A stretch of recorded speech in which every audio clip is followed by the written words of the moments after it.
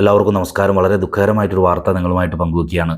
ചൗക്കിക്കടുത്ത് കാട്ടിലപ്പറമ്പിൽ ദിവാകരൻ മകൻ അനജ് 32 വയസ്സ് ഇന്ന് പുലർച്ചെയോടെ വീടിനുള്ളിൽ തൂങ്ങി മരിച്ച നിലയിൽ കാണപ്പെട്ടെന്ന വാർത്ത നിങ്ങളുമായിട്ട് പങ്കുവയ്ക്കുകയാണ്.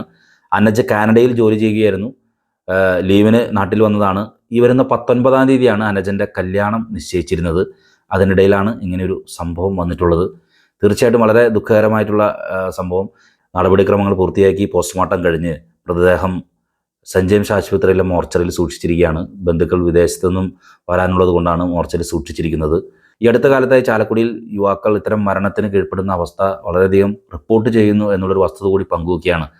ആത്മഹത്യ വീട്ടുകാർക്കും ബന്ധുക്കൾക്കും വലിയ നഷ്ടം വരുത്തുന്നു എന്നല്ലാതെ ജീവിതത്തിൽ നിന്ന് തന്നെ എന്നേക്കുമായി ഒളിച്ചോടുന്ന ഒരു അവസ്ഥയിലേക്ക് എത്തിപ്പെടുന്നു എന്നല്ലാതെ മറ്റെന്താണ് സംഭവിക്കുന്നത്?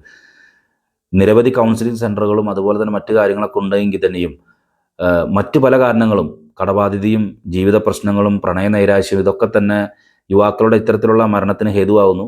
പക്ഷേ ഇവിടെ അനജൻ്റെ ഈ മരണത്തിന് എന്താണ് കാരണമെന്ന് ഇപ്പോഴും ആർക്കും ഒന്നും പിടികിട്ടിട്ടില്ല. കല്യാണം 19-ാം തീയതി നിശ്ചയിച്ചിരിക്കുകയായിരുന്നു. വളരെ ദുഃഖകരമായിട്ടുള്ള ഒരു വാർത്ത പങ്കുവയ്ക്കുന്നു. അനജൻ്റെ മരണത്തിൽ ദുഃഖം രേഖപ്പെടുത്തുന്നു, ആദരാഞ്ജലികൾ നേരുന്നു, കുടുംബത്തിൻ്റെ വിഷമത്തിൽ പങ്കുചേരുന്നു.